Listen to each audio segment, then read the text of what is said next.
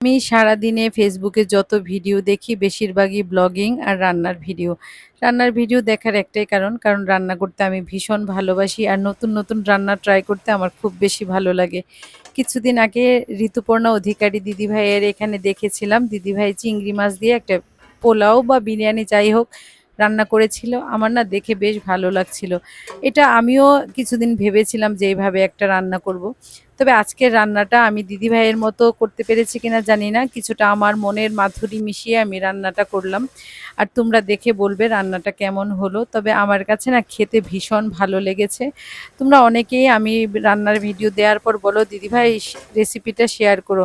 আমি কিন্তু প্রত্যেকটা রেসিপি আমি দেখানোর চেষ্টা করি। তোমরা যদি মনোযোগ দিয়ে আমার ভিডিওগুলো দেখো, প্রত্যেকটা ভিডিওতেই আমার রেসিপিগুলো তোমরা পেয়ে যাবে।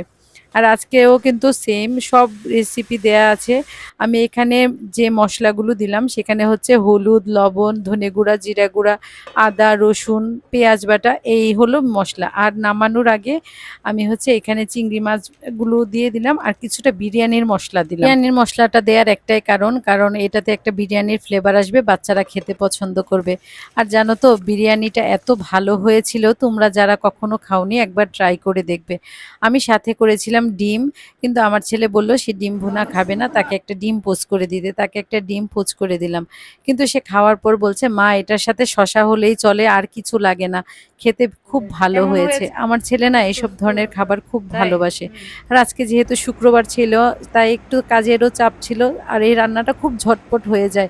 তোমরা যারা ট্রাই করোনি একবার ট্রাই করে আমাকে জানাবে কেমন লাগলো। সবাই ভালো থেকো, টাটা।